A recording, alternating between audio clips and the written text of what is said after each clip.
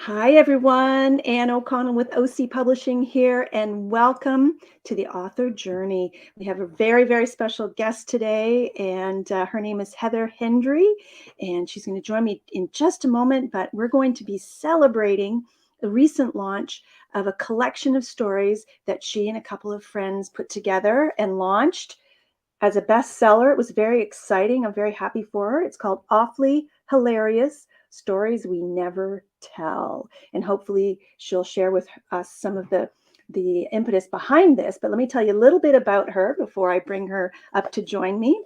Um, Heather is a creative radical, which is one of my absolute favorite terms. Now I'm going to have to use that. She spent years fumbling through life and figuring it out as she goes, not unlike the rest of us. She's traveled the world on a shoestring and a whim and spent far too many hours lying in bed alone or on the toilet in a bar, swiping through the end of the Tinderverse. From her humble beginnings as Ms. Frizzle lookalike, guiding bus tours through landfills in Calgary, she's learned a lot about life by stumbling her way from one disaster to another. Heather has also used these life experiences to become a clinical counselor, and through that work and her humble, intimate writing style, she reaches out a hand to all the rest of us as we all simply mumble our way through life together. And this was a hand-selected crew of what she calls of emerging writers who share their brave, true stories that the world needs right now. And it was conceived, this Awfully Hilarious was conceived by Heather and two of her best friends when they scooped her up to console her after a particularly bad date and to provide the same support to others in literary form. So enough of the reading. Let's bring Heather up to join me. Hello, Heather. Hi, everybody. Welcome to the author journey. Very exciting to have you join me today. Thanks. I'm so delighted to be here. This is very exciting to connect and reconnect in this way, Anne. Absolutely. And we're coast to coast now. So I'm in Nova Scotia and you're way over on the other side of the country in British Columbia, right? Yeah. So it's amazing what technology can do. So I'm just so excited to unpack this awfully hilarious book. It's very funny. I know you have it too. So, okay. So you have to tell us about the date. Everyone's like, okay, what Oh, was God. that date? Oh, just like the Reader's Digest version, because everybody can read about it when they get their copy of Awfully All right. Hilarious. I'll give a synopsis and I won't quite give away the end, but Okay. I was in the midst of writing a whole different project. I've been working at writing another book for many, many, many years. And I Mm-hmm. had really settled down to that and was doing a lot of writing. I was feeling really challenged by it. In the midst of this, it would have been October a couple of years ago, I went on a date in the town I was living at the time in coastal British Columbia. And it was one of these online dates. You just don't know what you're going to get. And that first date is always sort of, we can't really call it a date. It's a meet and greet and an Mm-hmm. assessment as to how true this person is to what they've said about themselves in their brief, I think 5 sentence write up. So I was headed to go for a drink with this person. On the way there, he said, could we meet at the base of this mountain instead for a hike? And I quickly glanced at what I was wearing. It was appropriate to hike in. So we met at the base of the mountain. And Which in and of itself is kind of cool if you're an outdoorsy person, right? And you go, oh, yes, okay, this could be really fun. yeah, that's what I thought. Great. I have nothing to lose. And from the moment I arrived, it was clear that he was nothing like the description. And brief spoiler alert, I won't go into it in greater detail, but he was also not available to be there dating on that particular evening. Oh, So dear. things unfold, but I will give a few hints that it was a very high mountain we met at. Mhm. And the title of the story is Parachute Boy, and I do mean that very literally. So for more on that, I think I'll let you read the story here. Um, but it from that conversation ensued with a close friend on the way home. I was feeling really let down, really disappointed. Called her up and she said, "Oh, you'll just never believe the date I was just on. We should write a book." And there we And did. it unfolded from there. Well, let me tell you, and really, people need to read it. Just get this, just for Heather's story, Parachute Boy, because it's unbelievable. But you know what they say, real life is stranger than fiction, right? That's true. Yes. So you started with the two stories, And, how did you, and I mean, everybody says, oh, we should write a book about that. Ha ha. Right. So what happened next? Like, how did you gather all of these wonderful stories? Yes, and I should interject and say there's some construction noise happening around. Things are That's under okay. construction, as is my next book, as we all are all the time. So please excuse the nailing and sounds in the background. We're all a But work in progress. but what happened was this friend who consoled me and shared her own bad date story. That there were three of us really that started talking and said, wouldn't this be helpful to other people if we just told the truth for once around instead of just telling the good The stories and the glossy. happy endings Hmm. when and then I met Mr. Wonderful or insert happy ending here. Wouldn't it be helpful if we sort of aired our dirty laundry in a way? And so there's a lot of that in here. It's Hmm. uncomfortable, it's cringy, it's awful. It's really Hmm. awful before it becomes hilarious. And that was the point. But the three of us shared some stories. And then as that was happening, I kind of got caught by the energy of the project and realized I started thinking about close friends of mine who'd had some other equally awful that in moments that became hilarious, and I reached out to them, some of whom were writers, some of them who just had a particular story to tell, Hmm. and the project kept changing and morphing. New stories came in, other ones left. There's some poetry, some prose. Some of the stories are from a group of writers I was part of for the other project I was doing. It's a group sort of loosely based out of Colorado called Birth Your Book program run by Cool. named June Lucarati. So a number of the writers came from that group as well. Others were friends, family friends, Hmm. people, roommates, people that I had met along the way that I knew happened to have particularly trying dating story, and that's how it began. They Hmm. were dating stories, but then it morphed as things do, and there are a lot of stories in there about health challenges and Hmm. bodily functions and as we say, all those stories that we never tell, that for whatever rules of polite society we aren't generally supposed to speak about, Hmm. that Hmm. in keeping quiet, we ever do one another a disservice by Hmm. making things look a little too perfect and polished. It's so true, and I think that, social media has just kind of reinforced that. You tend to, you post the happy pictures, and you kind of, file away the other ones. But I mean, I'm seeing a bit of a shift. Are you seeing like a shift in that? And I think you're a little ahead of the curve, with Awfully Hilarious, but I think that there is more of that happening. And I mean, you talk about Birth Your Book, and I believe that it's really important to surround yourself, with people who are like-minded. And so if you're a writer or you want to publish, and surround yourself with people who are writers. And I've been seeing lately, and I don't know if you belong to Canada Writes, on Facebook, which is a CBC run group.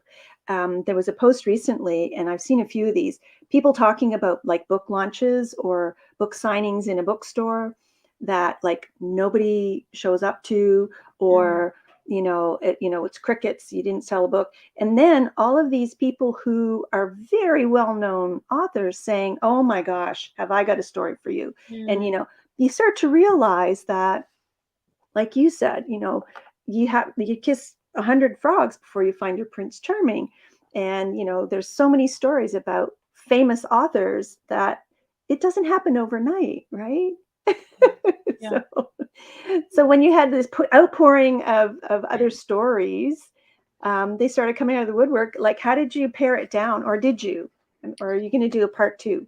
Yeah, no, that's a really great question. There are a number of questions and comments in there, and I'd love to speak to them all because, and everything that you're naming, I find really important right now. And the first thing I'll speak to is this idea of sharing something that is imperfect and unpolished and that could be embarrassing or where there was Hmm. initially shame that we have transmuted and learned and grown from.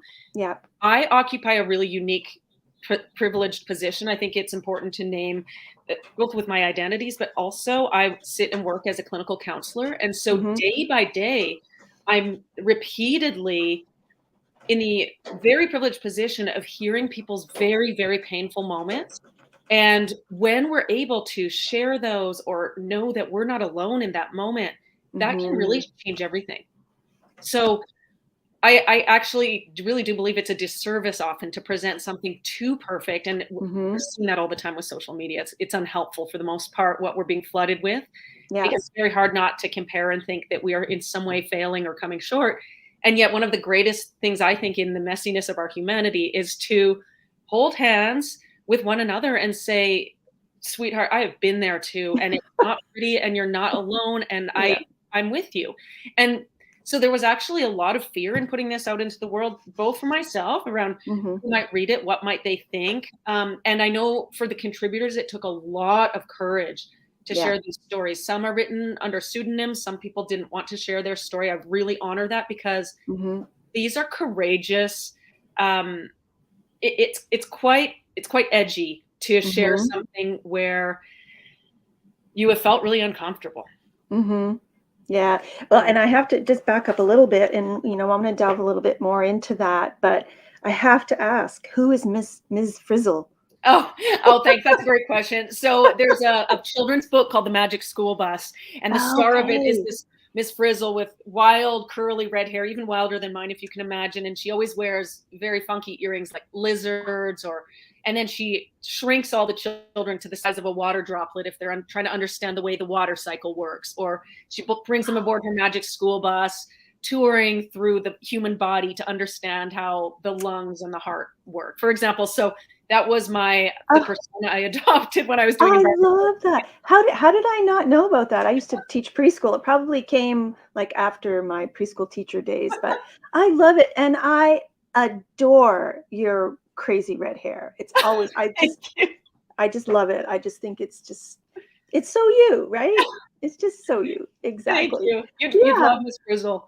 And the second part of your question I didn't get to, but were we flooded with incoming stories? And yes, and very often the response to this is, "Wow, do I have a story to you for you?" And that will come from someone who's attending a talk or who has read the book. And what I've loved is that a number of people have written to me after the publish of this to say, I really love that some of the stories are not perfect and they're unpolished. And we have had a fabulous editor, by the name of Megan Power here, based in Squamish, Mhm. who helped us Mhm. a lot. But she did a lot to preserve the voice of the writer. Yeah. Many of them are first time writers, first time published, and for people who've been able to say, "Wow, this makes me think maybe I could write something too," because it's accessible in a way. So there are Absolutely. many, many more stories than we could fit here, and the hope is to write more, and particularly like niching them, like awfully hilarious moments, motherhood moments, awfully hilarious moments with my pet, etc. I love it. I love it. And let's just have a quick scroll through. I mean, when you launched couple months ago, it launched as a bestseller. You had thousands of downloads. I'm so, as as a publisher, an author, and a coach, marketing and all that. I'm so proud of how you launched this. I was, had a little voice in your ear at the very, very beginning, but boy, you just ran with it. And just look at this, 22 ratings, lots of amazing. Hang on a sec, I have to go to another screen to scroll here. Um, you know, purchase, verified purchases from all over the place, lots of 5 stars. And I mean, how did that make you feel as people just started, like these reviews just started pouring in? How exciting is that? A perfect beach read. Oh, I love it. Horribly funny. Perfect. And that's exactly what you want to hear, right?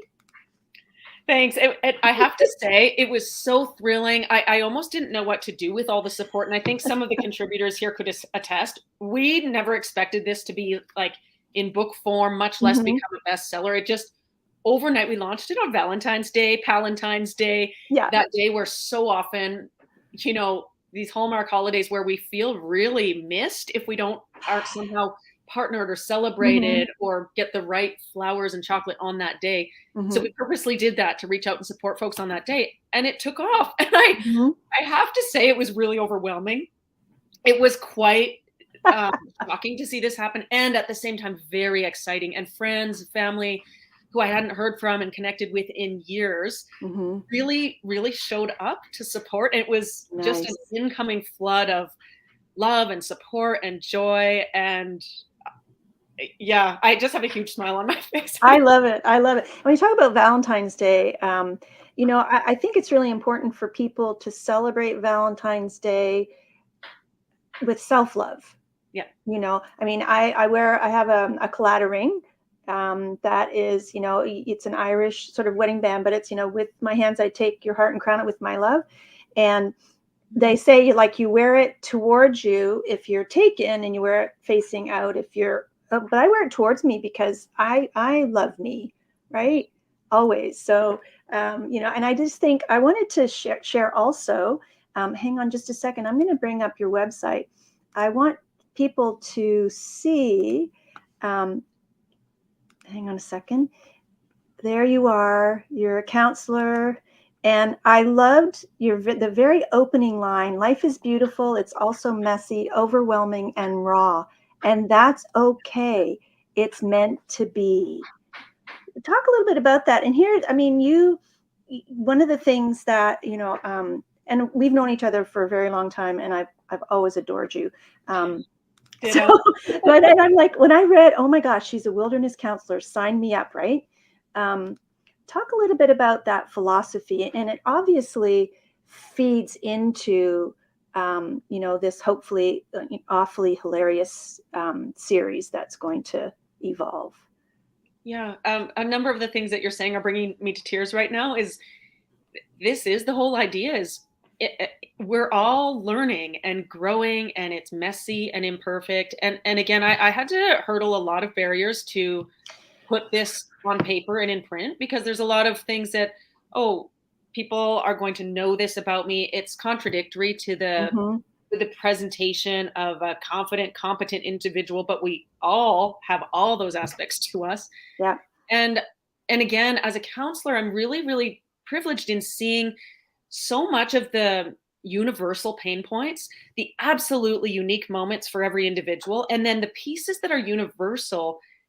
Wouldn't it be lovely if in a really accessible way we could provide that to people without necessarily having to pay the cost of a counseling work? I have to say is still a colonial model where there are those of us working to decolonize that, but it's really inaccessible. It's really expensive. So A lot sad. of the stigma and access changed through COVID, fortunately, because the need increased dramatically through COVID as well. But yeah, I think that's the whole point, is our growth and our humanness comes from that complex, complicated, imperfect. I love that, universal pain points. But there might be universal pain points, but we all react to different stimuli differently. Yes. And depending on our upbringing, our social status, or the education, or whatever, those pain points manifest in totally different ways, right? Yes. So I'm sure that you see like one end of the spectrum to the other. So talk about, I know for myself, I have a paddleboard, but I always, when someone who is a paddleboarder says, "Oh, let's go paddleboarding," I'm always like, because like I paddle to the middle of the lake to sit and meditate and dangle my fingers in the water. So this whole idea of wilderness therapy really draws me. Like, how did that come to be? Yeah. Thanks. I love that question. And for me, through my own struggles in my life, time in nature has always been a place where I have just felt, and this is a privilege too, this is not true for all people, but where I have just felt really able to be me. That I've been able to sort of step outside of some of these constraints and expectations of society and how I should show up and just be. And it's been easier for me in nature places. And I don't mean through adventure travel. I've done a lot of adventure trips, etc. But it's more just those moments, as you say, Anne, where you sit in the middle of the lake and for a moment remember that you are nature and that we're part of it all, and that relatively speaking, we're a very small strand in the web of it all, and yet we are part of that web. And I often go to the poetry of Mary Oliver, to any of the great nature poets. And very often I come across that common theme, those moments where you feel both tiny and infinitesimally. I right? love that word. The beautiful word, Yeah. enormous and expansive and expanded. And I Yeah. find that true for a lot of my clients. We move while we're talking, which can be really helpful to move through difficult emotion, different Mhm. things. But there's from attachment theory, there's also an idea that if we haven't had that sense of connection and primary attachment to some person in our life in that moment, we can experience that with a tree or with the sun or with our bare feet on the ground, rooting back into where we've all come from. Oh my gosh, that's absolutely so true. And memoir has become a very popular genre of late. And so these are like little mini memoirs, that could each individual story could probably expand into a much bigger piece. But I'm reading a memoir right now. I think next week's author journey guest, but anyway, and he has hitchhiked. Back, however many years ago, hitchhiked across the country, and wound up in Haida, which is sort of Oh, in your neck of the woods, yes. right? Have you been? Like, it sounds like, I No, wish. Oh my it's one of goodness. the places I very much wish to travel to in my lifetime. Okay, and of course, BC is a very large province, so it's like you're in Squamish. So how far away would Haida be? A series of ferries. I couldn't tell A you series. Oh, okay. or flights. I couldn't tell you as the crow flies, but it's pretty much west and north of me. Okay, okay. And I just did bring up your website there if anybody's interested in learning more about the kind of work that Heather does, the wilderness therapy and so on. But I also want people to encourage people to go to Amazon as well.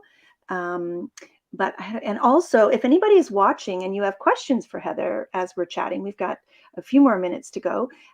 Just fire them in the comments there, and I'll watch for them to come in. But I know it's just there's so much to learn. So talk a little bit about, well, you talked about birthing your book, the program Mhm. that you were um, experiencing. What are some of the learnings that you took away from that? That's been a really beautiful program, and again, a number of the writers in this book I met through that program. So Hmm. April Joseph, Grace Davies, Sarah Richards Grayba, a number of folks. And again, June, who's running that program, I see her as a midwife for aspiring Oh, writers. yes, I And love that. her mantra is that all voices are heard, all stories are heard. And the idea being that everyone has something to say. Hmm. And for those whose mode is to write it, that she facilitates and supports that process through community and in community. And I really admire what she's doing. And I think that's sort of supported and helped me use not the same, but similar model in that for anyone who had a story that they wanted to share and wanted an avenue through which to share it, that it could happen here. And Hmm. I'd love to speak to the very last story in the book, if that would be okay. Oh, absolutely. Yes, Um, please. I'm really filled with gratitude. This was not the work of one person. It happens to have my name on the front, and I got to occupy this really exciting, privileged role of being one of the weavers to bring this together. I had a beautiful coach by the name of April Joseph who sat with me to help weave, an editor, but the contributors are really who made this happen. And Mm. Paris is one of the close friends I was telling you about who really has beautiful ideas and got the ball rolling. And she's since been placing these books in little free libraries to just Oh, hopefully land in the I hands of love people. little free libraries. Her last story, it's Well done. deliberately placed at the end, and it's called "The One Where Our Girlfriends Save the Day." And Paris's story is really worth reading, and she's got, along with me, we each have three contributions in this book, and this piece, I think, was what made me realize this has to be a book and get Mhm. into people's hands, because she goes on a date, and in the midst of the date, I won't spoil it all, but her date leaves and runs away on her, leaving her alone at the table. And two women at a table over sort of take note of this and say, "Oh my goodness, were you on a date? And did he just run off on you?" And she said, "Yeah, actually, that's what happened." And the girl said, Jeez. "Would you mind if we came and sat with you?" And they sat and laughed and shared stories and spent the night together. And that's the whole point of this whole thing. They spent the night together, Yes. and at the end, they walked her home. And this is what brings me to tears is Paris ends with a quote from Ram Dass saying, "Maybe we're all just walking each other home." Oh, oh my gosh. Oh my goodness. I know. I folded down a bunch of corners of this book, and it'll be one, one of these days we'll have to rendezvous and share more stories. But for now it'll have to be like remotely, right? Well, and I wanted to thank you because it's a really daunting, overwhelming process to think I've got a story. How do I make this a book? And then Hmm. it was my dad's idea actually, who said, "Did you know that Anne has started O'Connell Publishing, and you with your own memoir inspired me so much years ago and made me think a person I know has written a book, and what a brave move. Maybe I can too." And then Absolutely.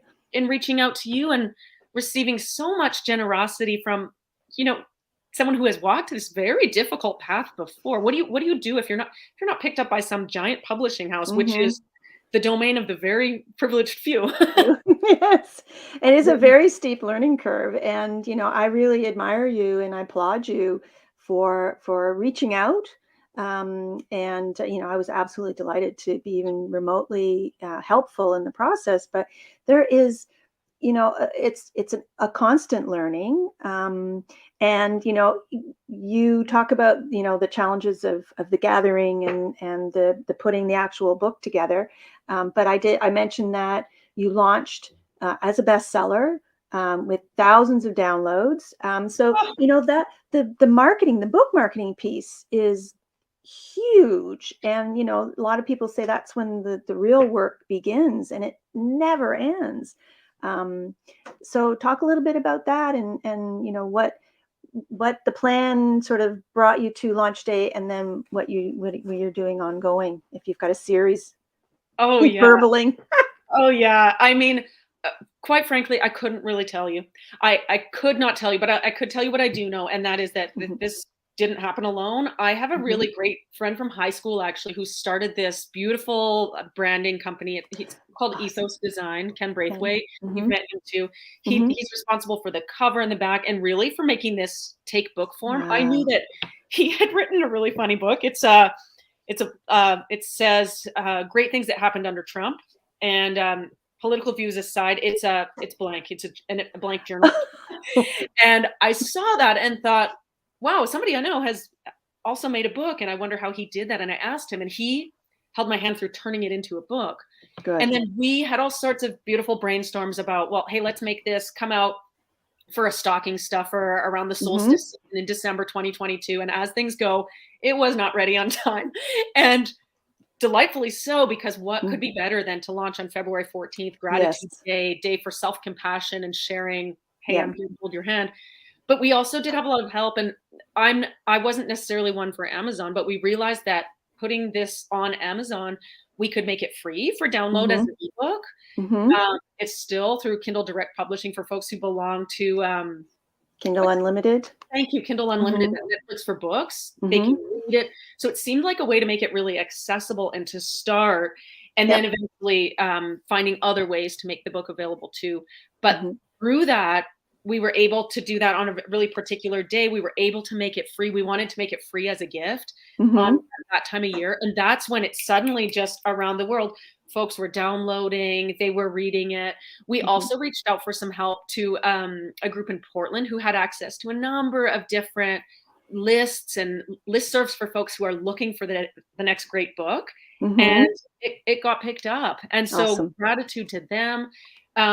But there were a million different things happening at once. The biggest thing that really, really moved me, though, was the outpouring of support from friends and family, folks that I and the contributors have direct connection with Mhm. over the years. Almost all of the reviews and support initially came from them. That's It was awesome. really our community that held us. And that, That's to speak to birth your book again, that's the idea of June. What she's doing is not only midwifing these stories into the world, but creating a cradle and a community wherein they are held when they arrive for those first few precious days and months where it it's still vulnerable and raw and precious, and to be held in loving arms as something arrives in the world. oh my I mean, there are gosh. folks who will not love this, and that's okay. But to be held. That's amazing. Oh my gosh, I need to get her contact information and Yeah, of have course. her on a show. My goodness. It was Yeah. June and Birth Your Book, right? Yeah, her group is called Vola Sessions, and she's written a book herself called Birth Your Book, but I'd be very happy to connect you. She's That helped would a be lot of awesome. folks. Because just some of the phrases that you're using are just so impactful, right? Like the whole embracing and holding and nurturing, and because it really is, you are so vulnerable when you put that out there. And it's so nice that you have this amazing network and foundation of support, because they're all waiting for part two, right? I know, right? I want, oh my goodness, it's hard to believe that we're already out of time. I want to thank you so much for joining me today, Heather, and sharing your wisdom and your heart and your enthusiasm and passion, and this wonderful collection of stories, awfully hilarious. So you'll have to come back when the next one comes out. Promise me. Promise. Okay. And we'll see you again soon. Thank you so much. Thank you all. You're welcome. And thank you all for joining me on today's author journey and hearing about Heather Hendrie's collection, Awfully Hilarious, that she put together with a group of friends and supporters. And hopefully another one will be coming out soon. But for now, I'm Ann O'Connell with OC Publishing, and we'll say bye for now and see you next time on the author journey.